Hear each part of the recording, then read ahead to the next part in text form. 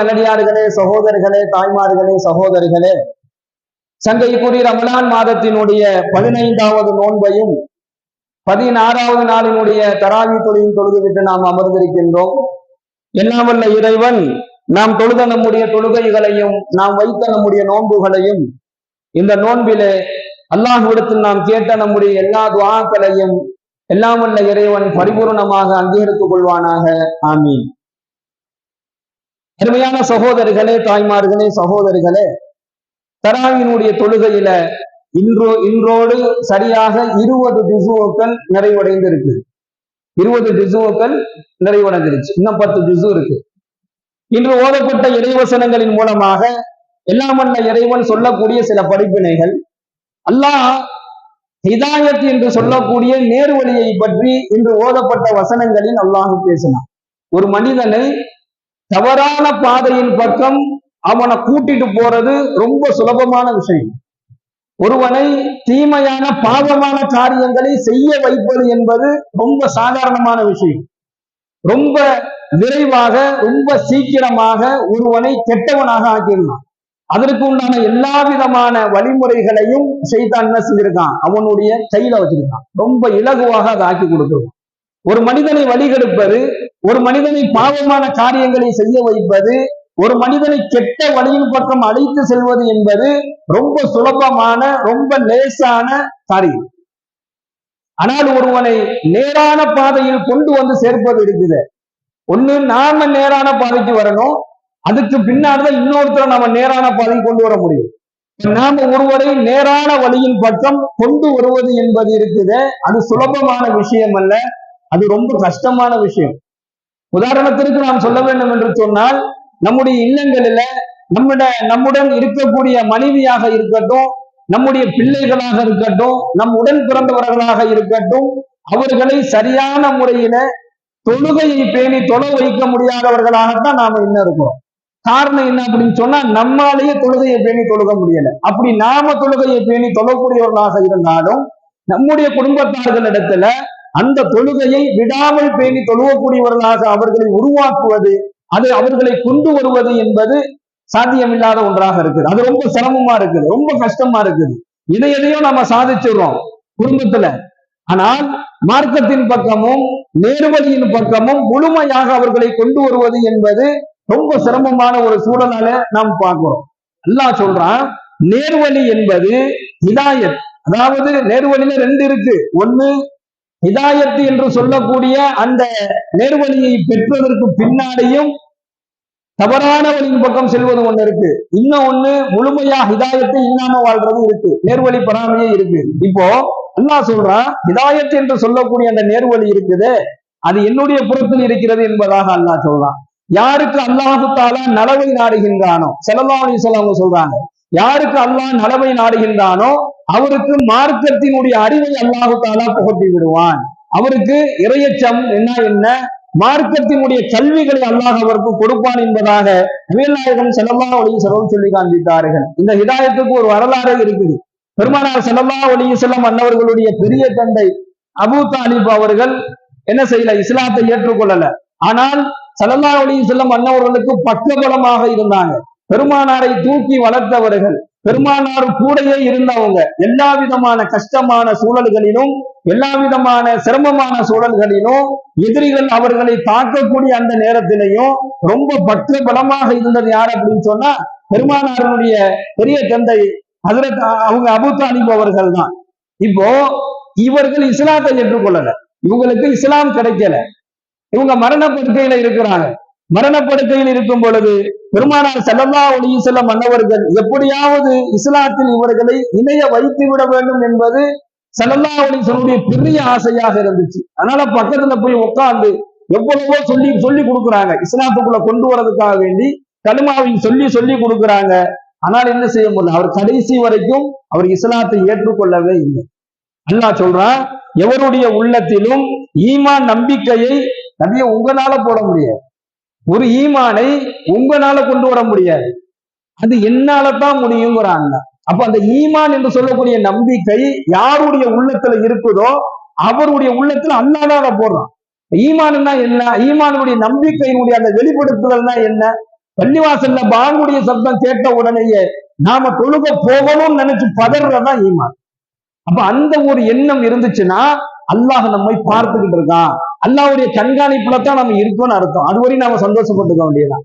அல்லாஹ் ஒரு நேர பாங்கினுடைய சப்தத்தை கேட்ட உடனேயே நான் தொழுகணும், நான் தொழுக போகணும்னு கூடிய அந்த பதஷ்டமும் அந்த ஆர்வமும் யாருடைய உள்ளத்துல இருக்குதோ அவர் அல்லாஹ் கண்காணிக்கிறான். அப்ப நம்ம அல்லாஹ்வுடைய பார்வையில இருக்குன்னு அர்த்தம். ஆனால் பாங்குடைய சப்தத்தை கேட்டோம், தொழுகையினுடைய நேரங்களை அறிந்தும் பாராமுகமாக இருப்பவர்களுக்கு அல்லாஹ் நேர்வழி நாடல, அல்லாஹ் பாதுகாக்க வேண்டும். சகோதரர்களே, ஒவ்வொரு நாளும் நேர்வழியை அல்லாஹ்விடத்துல கேட்க வேண்டும் என்பதாக நாயகம் ஸல்லல்லாஹு அலைஹி வஸல்லம் சொல்றாங்க. அல்லாஹும்ம சப்பித், அல்லாஹ்ட்ட கேட்கணுமா, துஆவை நமக்கு கற்றுக் கொடுக்குறாங்க. அல்லாஹும்ம சப்பித், யா அல்லாஹ் என்னுடைய உள்ளத்தை நீ திருப்பு, எதன் பக்கம், அலா தீனிக்க, இந்த தீனின் பக்கம் என்னுடைய உள்ளத்தை நீ புரட்டி விடு. ஏன்னா அல்லாஹ் தன்னுடைய 2 விரலுக்கு இடையில தான் ஒரு மனிதனுடைய உள்ளத்தை வச்சிருக்கான். அவன் எப்படி திருப்புறானோ அந்த உள்ளம் அப்படி திரும்பும். அதனாலதான் அல்லாஹ்ட்ட கேட்கணும், அல்லாஹும்ம சப்பித், யா அல்லாஹ் என் உள்ளத்தை திருப்பி விடு. சப்பித் கல்வி அலா தீனிக்க, என்னுடைய உள்ளத்தை உன்னுடைய தீனின் பக்கம் திருப்பு, உன் பக்கம் திருப்பி விடு என்பதாக இந்த துஆவை அதிகமாக கேட்க வேண்டும் என்பதாக நபிகள் நாயகம் ஸல்லல்லாஹு அலைஹி வஸல்லம் சொல்லி தருகின்றார்கள். அதை பத்தி தான் இன்று ஓதப்பட்ட வசனங்களிலே நாம் பார்ப்போம். அல்லாஹ் சொல்றான், இன்னக லா தஹ்தி மன் அஹ்பப்த வலாக்கின் அல்லாஹ யஹ்தி மன் யஷா. நபியே, நீர் விரும்பியவர்களை நேர்வழிப்படுத்தி விட முடியாது. அல்லாஹ் சொல்றான், நபியே நீர் விரும்பியவர்களை நேர்வழிப்படுத்தி விட முடியாது.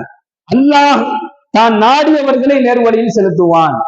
அல்லாஹ் பாதுகாக்க வேண்டும். அல்லாஹ் நம்மை நேர்வழி செலுத்தக்கூடிய அந்த நாட்டத்தில் அல்லாஹ் நம்மளை வைக்கும். அல்லாஹ் நாடலன்னு சொன்னா இந்த வழி கிடைக்காது.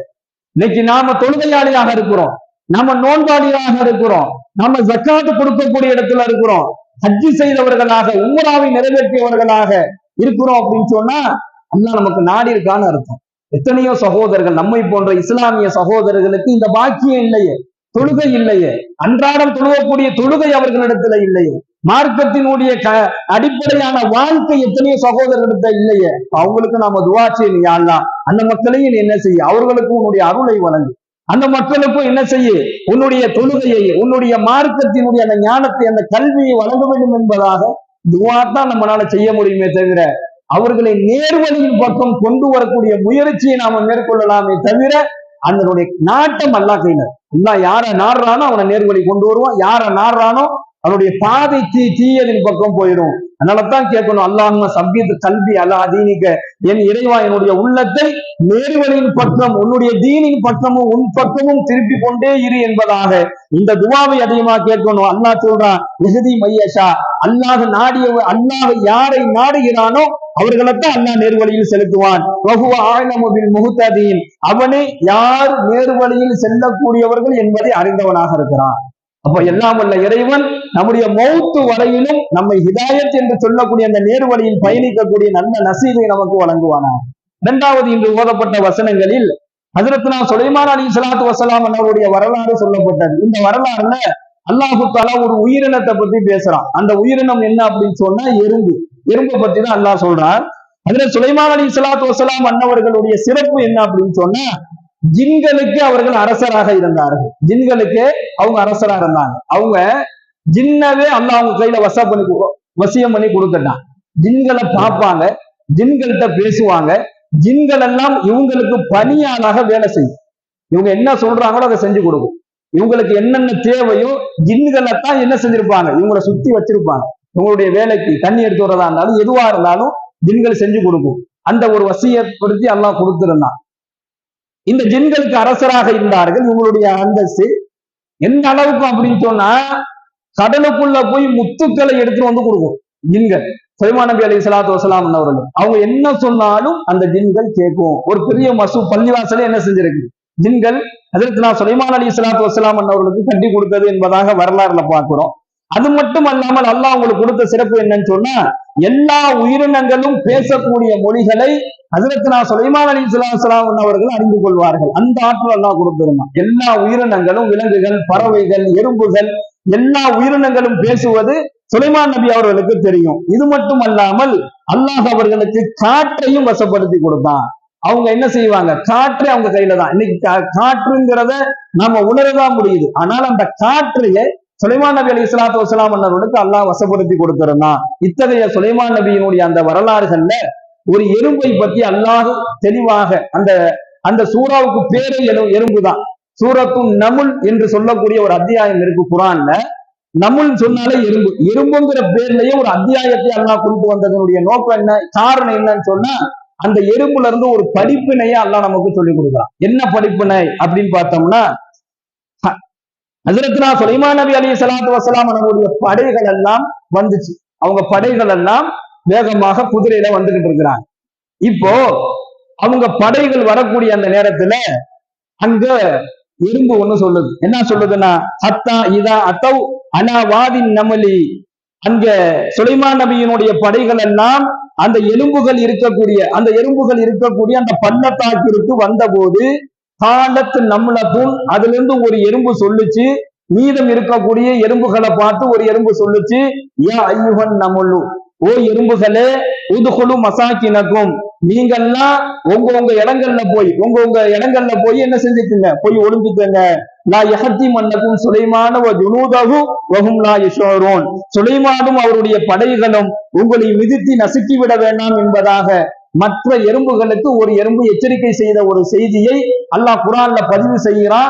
இதன் உண்டான படிப்பினை என்ன அப்படின்னு நம்ம எடுத்து பார்த்தோம் அப்படின்னு சொன்னா, ஒரு எறும்பு மற்ற எறும்புகளின் மீது, தன்னுடைய இனத்தின் மீது, தன்னை சார்ந்த அந்த எறும்புகளின் மீது அது வைத்திருக்கக்கூடிய அந்த பற்றை அல்லாஹ் ஒரு படிப்பனையாக சொல்றான். அப்ப என்ன அர்த்தம், ஒரு மனிதன் இன்னொரு மனிதனுக்கு உதவக்கூடியவனாக இருக்கணும். ஒரு மனிதன் இன்னொரு மனிதனுக்கு ஒரு ஆபத்து வருகிறது என்பதாக உணர்ந்தால் அந்த ஆபத்திலிருந்து அந்த சகோதரனை அவன் காப்பாற்றக்கூடியவனாக இருக்கணும். குறைந்தபட்சம் அவனுக்கு எச்சரிக்கையாவது செய்யணும். அப்பா, உனக்கு இப்படி ஒரு பிரச்சனை வர்ற மாதிரி எனக்கு தெரியுது, நான் கேள்விப்பட்டேன், நீ பார்த்து சரியா இருந்துக்க அப்படின்னு சொல்லணும். இவன் எப்ப மாட்டுவான்னு காத்திருக்க கூடாது. அவனுக்கு இந்த பிரச்சனை வந்தா அவன் என்னென்னலாம் சிரமப்படுவாங்கிறத நான் பார்க்கணுங்க கூடிய என்ன இருக்கக்கூடாது.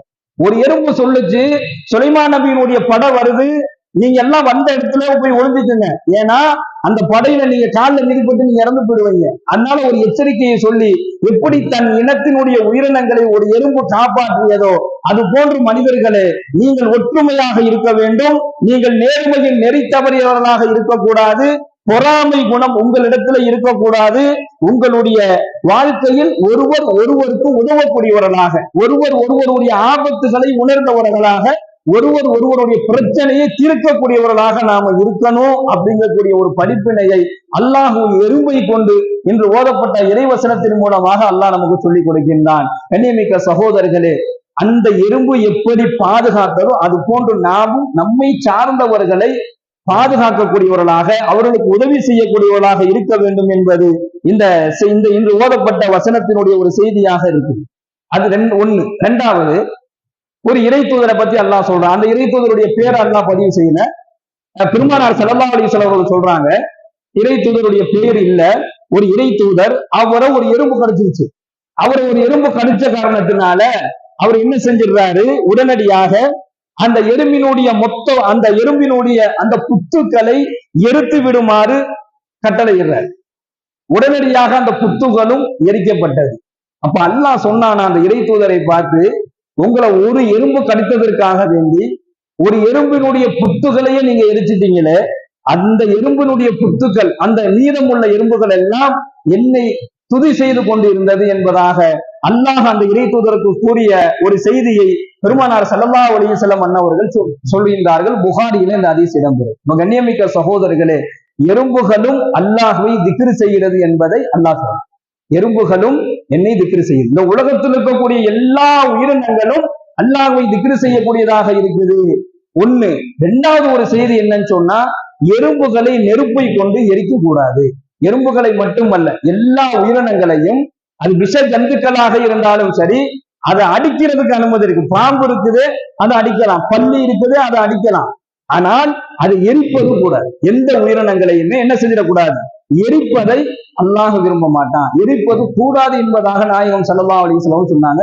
எந்த உயிரினங்களை எரிக்காதீங்க, அது அல்லாஹ்விற்கு பிடிக்காத ஒன்று என்கின்ற ஒரு செய்தியும் இந்த ஹதீஸிலிருந்து நாம பார்க்கிறோம். எல்லாம் வல்ல இறைவன் அல்லாஹ் எந்த நல்வழியின் பக்கம் நம்மை நடத்துவதற்கு அல்லாஹ் விரும்புகின்றானோ அந்த நல்வழியில நாம் நடக்கக்கூடிய நல்ல நசீபை நாம் அனைவருக்கும் வழங்குவானாக.